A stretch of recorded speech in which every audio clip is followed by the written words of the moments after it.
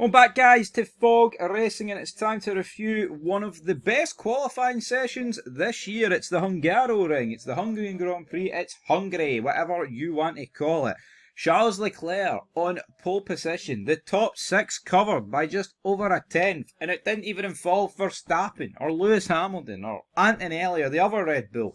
Two Aston Martins appear from nowhere, and it's sickening because Aston Martin were a tenth and a bit from walking out the front row. What the hell happened there, guys? Come on, that would have been insane. But let's go to Q1, shall we? Alexander Albon, rock bottom. Don't really know how this happened, but it did. And he's just kind of got to deal with that. I honestly don't understand how that's happened, if I'm being honest.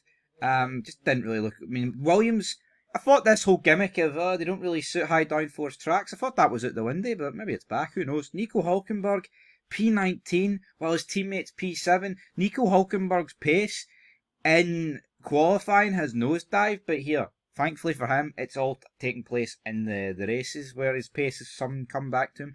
Esteban Ocon, P18, Pierre Gasly, P17, and Yuki Tsunoda, P16. Again, I mean, Gasly got qualified by Colapinto, which is Shockeroonie. You've got Ocon again qualified by Berman. Yuki Tsunoda in 16th, which is bad, but you know it's weird. That's actually one of the better qualifyings he's done because Verstappen was only 8th. This is actually the closest he's looked to Verstappen throughout this season, which is a bizarre thing to say, but that's the reality. Moving into Q2, the rain fell just before Q2, and it was a bit of a damp track.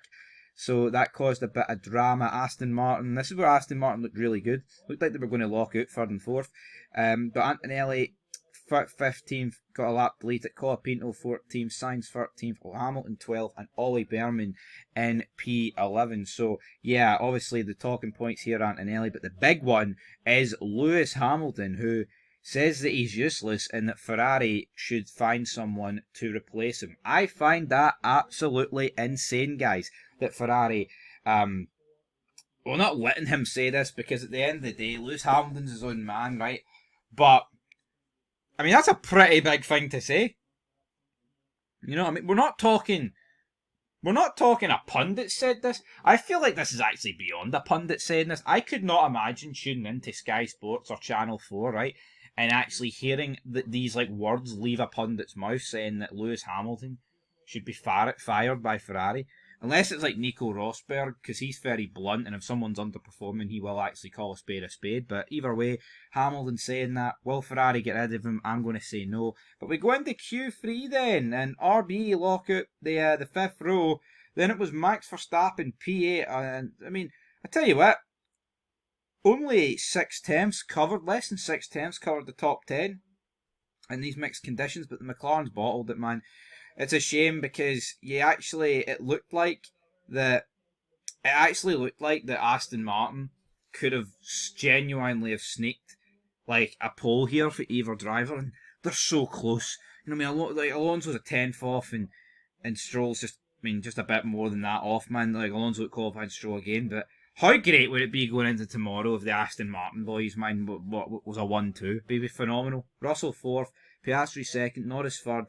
McLaren kind of bottling it, but for Piastri, yeah, he's bottled a pole. But how more crucial would it have been for Oscar Piastri if he took the lead?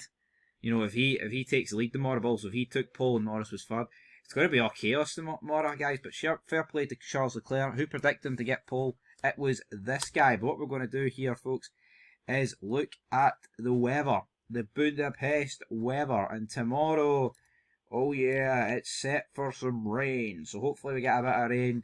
Like I've said in the build-up though, the Hungarian Grand Prix it's a good track, man. It's always been too small, so it hasn't really suffered from this recent generation of cars, and because of tyre wear, it always offers opportunities. So yeah, I like the Hungaroring, sorry. I like it, guys, but leave your thoughts down below. Big Stevie right yet again, and really good qualifying session to talk about here.